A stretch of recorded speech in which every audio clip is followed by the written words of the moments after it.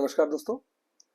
आज इस वीडियो में हम लोग बैंक निफ्टी कैलेंडर स्प्रेड बनाएंगे, लेकिन वो कैलेंडर स्प्रेड के अंदर हम थोड़ा सा पोजीशन लेने में ट्विकिंग करेंगे कि नॉर्मल कैलेंडर स्प्रेड से थोड़ा सा डिफरेंट होगा और उसको फिर हम एडजस्ट करके देखेंगे कि वो कैसे बिहेव करता है। तो इसको हम 2 मंथ में बनाएंगे, 2 वोलेटाइल मंथ्स हम पिक करेंगे और उसमें स्ट्रेटजी को हम बनाएंगे। अच्छा, पिछले वीडियो में मैंने यही स्ट्रेटजी निफ्टी के लिए बनाई थी और उसको हम लोगों ने देखा था। तो बैंक निफ्टी में मैंने क्यों बनाने की सोची, क्योंकि बैंक निफ्टी का जो इंडेक्स है वो कंपैरेटिवली ज़्यादा वॉलेटाइल है। तो उसमें अगर हम देखेंगे तो थोड़ा सा कॉन्फिडेंस और आता है कि एक वॉलेटाइल इंडेक्स को भी हमने मैनेज किया और देखा कि उसमें हम प्रॉफिटेबल हो पाते हैं या कितनी बड़ी रेंज कवर कर पाते हैं। वो सारी चीज़ें हम देखेंगे तो हमें और अच्छी समझ डेवलप होगी, प्लस हमारा कॉन्फिडेंस लेवल थोड़ा बढ़ेगा। तो चलिए आज इस वीडियो में हम बैंक निफ्टी का कैलेंडर स्प्रेड बनाएंगे और उसको एडजस्ट करके देखेंगे। चलिए तो स्टार्ट करते हैं और देखते हैं। तो ये आ गए हम ट्रेडिंग व्यू में। ट्रेडिंग व्यू में हम एक ये वाला मंथ लेंगे और एक ये वाला मंथ लेंगे। ये वाले मंथ में पहले गिरावट होती है, फिर उसके बाद मार्केट ऊपर जाके फिर नीचे आती है, तो ये थोड़ा सा वॉलेटाइल मंथ है। और यहाँ पे मार्केट यहाँ से शुरू होती है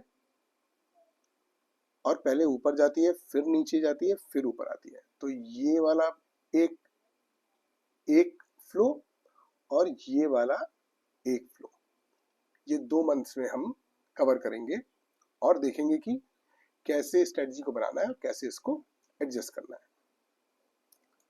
तो सबसे पहले अगर सितंबर का ट्रेड लेना है तो ये आ गए हम सिमुलेटर में। सिमुलेटर में अगर हमको सितंबर का ट्रेड लेना है तो हम लेंगे अगस्त में, उस दिन जिस दिन प्रीवियस मंथ की एक्सपायरी हो रही हो। तो बैंक निफ्टी की एक्सपायरी वेंसडे 28 अगस्त को हो रही होगी। तो 3:15 बजे हम ट्रेड लेंगे। तो 3:15 बजे हम गए, ये सितंबर की ऑप्शन चेन 51,145 मतलब 51,200, ये हमारा कॉल और पुट हमने यहाँ पे सेल कर दिया। और अक्टूबर में हमारा ब्रेक इवन कहाँ है, 52,700 और 49,700, 52,700 और 49,700।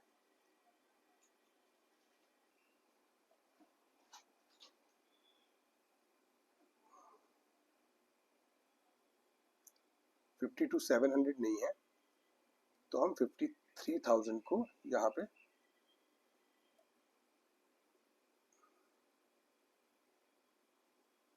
53,000 को हम यहाँ बाय करेंगे और 49,700 नहीं है तो हम 49,500 को बाय करेंगे।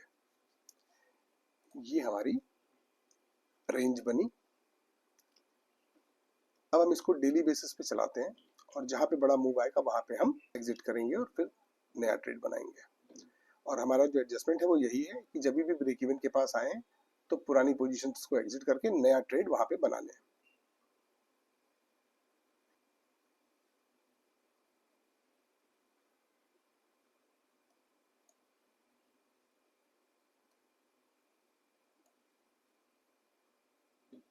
अभी कोई दिक्कत नहीं है, अभी भी कोई दिक्कत नहीं है।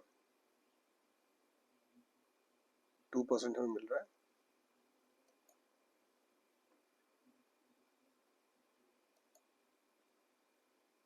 $3.22 मिलने लगा हमें,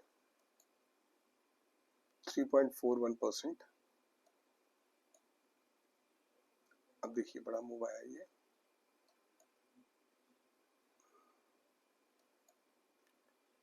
सिक्स थ्री।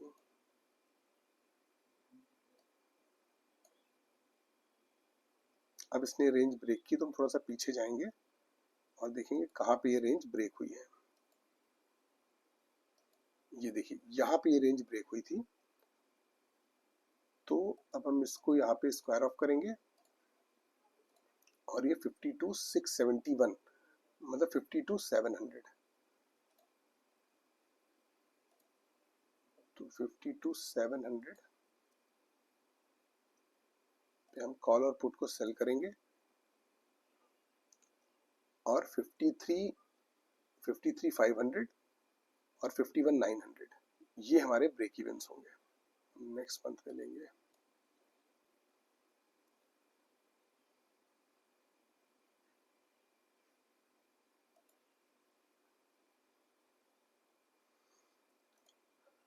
देखिए ये हमारी रेंज बन गई नई। इसको हम फिर से डेली बेसिस पे पहले आरडी चलाते हैं, लास्ट में पहुंचेंगे तो फिर डेली चलाएंगे। अब इसको वापस से डेली चलाते हैं। अभी ठीक है। ये देखिए रेंज फिर से ब्रेक हुई, तो हम इसको आर्ली बेसिस पे पीछे लेते हैं।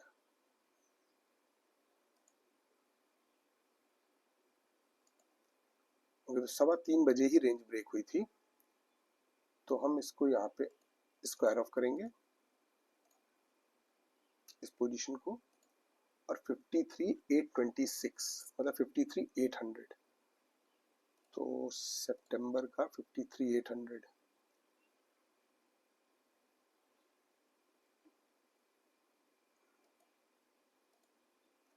ये हमारा बना। हम गए इस अक्टूबर में 54,500 और 51,200 53,200 54,500 ये रहा और 53,200 ये रहा।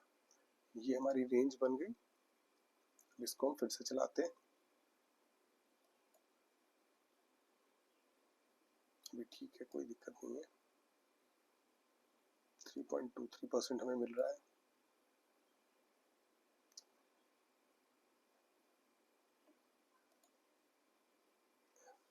ये देखिए आज डेट है सितंबर 24 ट्यूसडे।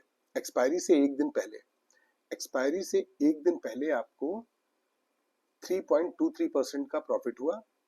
आप इसको यहाँ पे एग्जिट कर लीजिए और इस ट्रेड को क्लोज करके नेक्स्ट मंथ में चले जाइए। क्योंकि ये कैलेंडर स्प्रेड है, तो अगर आप नेक्स्ट डे जाते हैं तो आपकी मार्जिन की रिक्वायरमेंट एक्सपोनेंशियली बढ़ जाएगी। तो अगर मार्जिन है तो भी आप सोच लीजिए कि आपको कैरी करना है कि नहीं, क्योंकि आपको 3.23% मिला हुआ है और मार्केट में वोलेटिलिटी एक्सपायरी डे पे रहती है। तो एक तो ये रीजन हो गया कि वोलेटिलिटी रहती है, दूसरा मार्जिन की रिक्वायरमेंट भी बढ़ जाती है। लेकिन फिर भी अगर आप कैरी करना चाहते हैं तो एक बार को हम इसको कैरी करके देखते हैं कि क्या होता है। 87 4.09% मतलब रेंज बाउंड रही मार्केट और आपको प्रॉफिट हो गया, आपका प्रॉफिट बढ़ गया। लेकिन नेक्स्ट डे कैरी करने के लिए आपको मार्जिन काफी ज्यादा देनी पड़ती है। अगर आप दे सकते हैं तो आपका ये प्रॉफिट थोड़ा सा बढ़ सकता है। अच्छा, नॉर्मली जो एडजस्टमेंट करता हूँ मैं वो भी बता देता हूँ कि जैसे मान लीजिए प्रॉफिट में आप हैं और आपको मार्जिन की रिक्वायरमेंट ज्यादा है, तो आप जैसे ये 53,978 पे है, तो 54,000 का आप 54,000 का आप पुट बाय कर लीजिए। सॉरी 54,000 कह रहा हूँ, 53,900 का पुट बाय कर लीजिए और 54,100 का कॉल बाय कर लीजिए। अब इसमें बस देखिए दो तीन बातें इसमें हो जाती हैं। एक तो आपकी मार्जिन की रिक्वायरमेंट सिग्निफिकेंटली घट जाती है, इससे आप नेक्स्ट डे ट्रेड कैरी कर सकते हैं। प्लस पॉइंट ये है कि अगर कोई बड़ा मूव आता है तो आपको प्रॉफिट ज्यादा हो जाएगा, क्योंकि दोनों तरफ देखिए आपका प्रॉफिट बढ़ रहा है। तो अगर कोई बड़ा मूव आता है तो आपको प्रॉफिट ज्यादा हो जाएगा।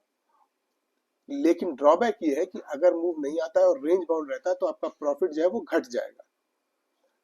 अब देखिए, अब जैसे मैं इसको आगे बढ़ाऊंगा, देखिए मैंने ये कॉल और पुट आज ये नेक्स्ट डे की एक्सपायरी के बाय कर रखे हैं।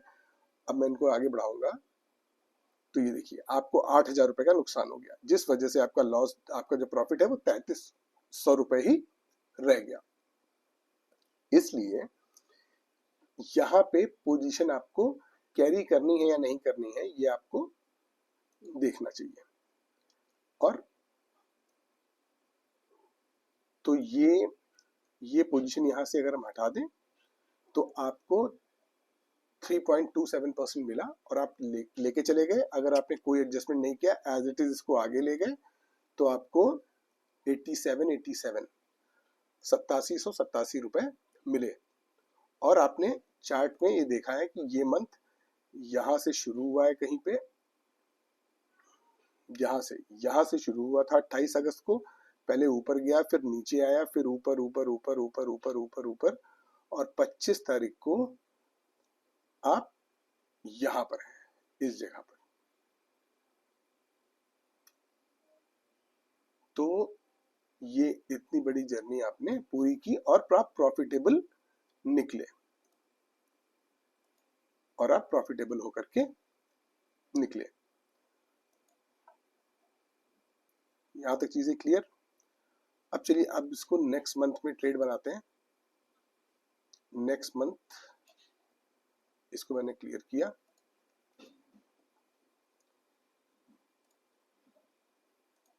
अक्टूबर के लिए गए, 54,100 है, 54,100 की कॉल और पुट हमने सेल कर दी।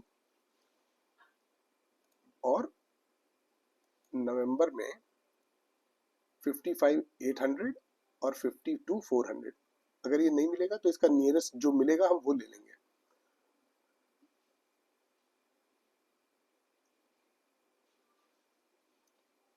$55,800 नहीं मिला, 56,000 मिल रहा है, तो 56,000 इधर लेंगे। और 52,400 नहीं मिला तो 52,500 हम इधर ले लेंगे।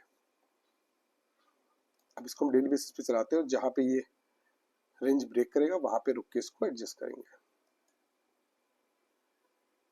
अभी कोई दिक्कत नहीं है, अभी भी कोई दिक्कत नहीं है। अब देखिए यहाँ पे ये रेंज लगभग ब्रेक हो गई, तो इसको हमने यहाँ पे स्क्वायर ऑफ किया और 53,000 पे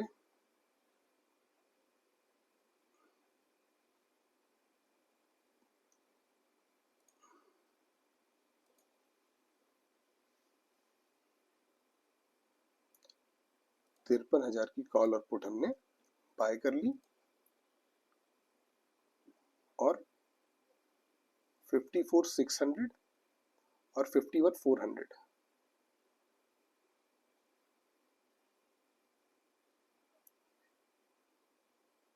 54,600 नहीं है तो 54,500 ये हम बाय करेंगे, और 51,400 51,400 नहीं है तो 51,500 को हम बाय कर लेंगे।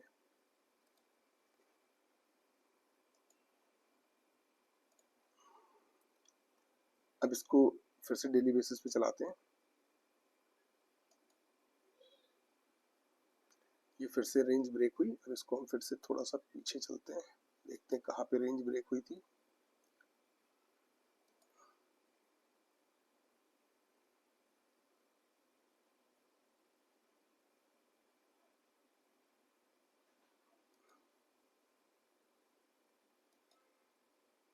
ओके, यहीं पे रेंज ब्रेक हुई थी, तो इसको हम यहाँ पे स्क्वायर ऑफ करेंगे और 51,972 मतलब 52,000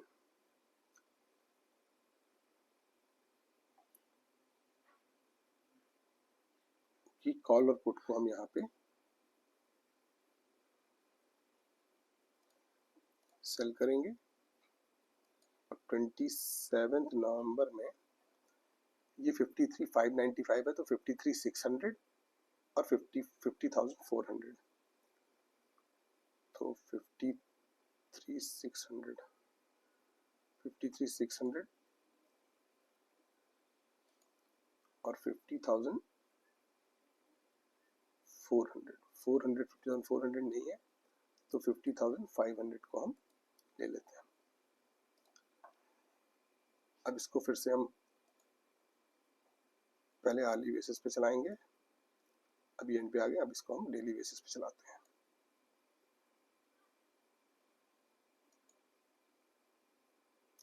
फिर से रेंज ब्रेक हो गई हमारी। अब हम इसको फिर से आर्ली बेसिस पे पीछे ले जाते हैं।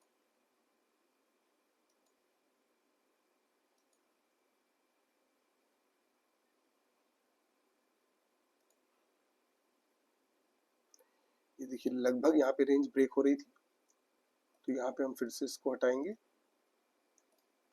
और ये 5165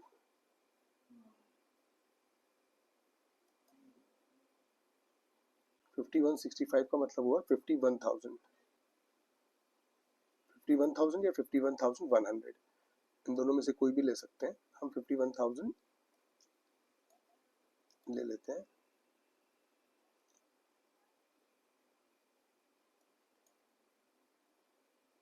और 52,700 और 49,300, 52,700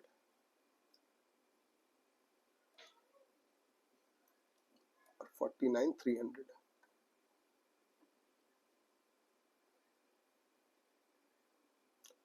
49,300 नहीं है तो 49,500 को हमने बाय कर लिया।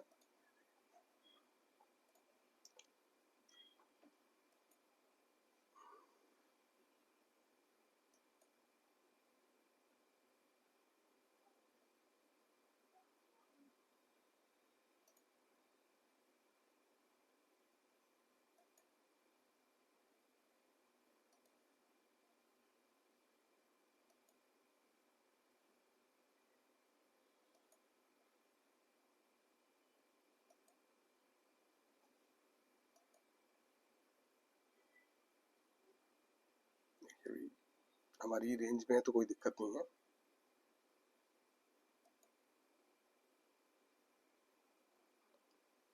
ये 6,000 का प्रॉफिट है, ये लगभग हमारा जो डिजायर्ड प्रॉफिट होता है ये उस रेंज में आ चुका है। यहाँ पे ये मार्जिन दिखा नहीं रहा है, लेकिन उस मार्जिन के हिसाब से ये रिटर्न आ गया होगा आई गेस, या उसके आसपास कहीं होगा। मार्जिन अभी पिछले ट्रेड में हमने देखा था वो 2-2.25 लाख रुपए दिखा रहा था, तो 2-2.25 लाख रुपए के हिसाब से अभी थोड़ा सा बाकी है, अभी नहीं आया है। फिर से चला गया, अभी भी नहीं। अब तो ये फर्स्ट श्योर आ चुका है, 11,000 का प्रॉफिट हो गया है। 11,000 का प्रॉफिट जो है वो हमारा ठीक ठाक रिटर्न है, और यहाँ पे हम इस ट्रेड को एग्जिट कर सकते हैं। इस ट्रेड को यहाँ पे एग्जिट किया जा सकता है।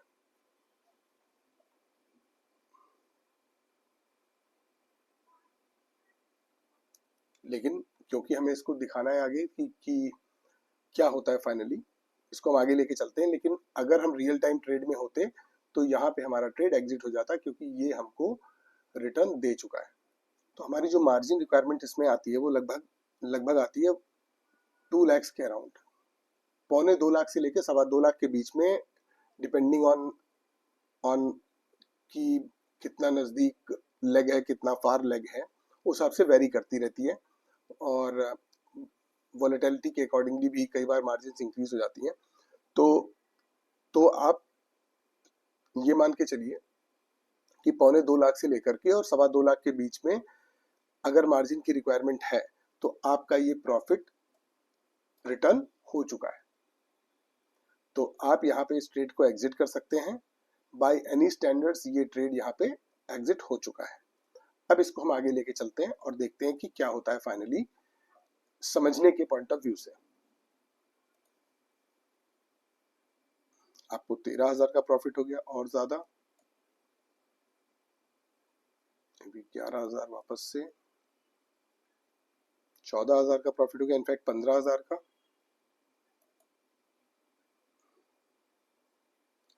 आपको 18,000 का प्रॉफिट हो गया।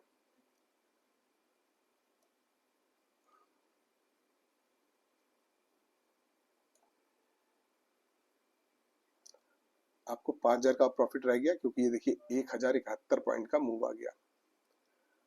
अब आप देखिए, क्योंकि आप यहाँ पे ट्रैप हो चुके हैं तो आपको क्या करना होगा।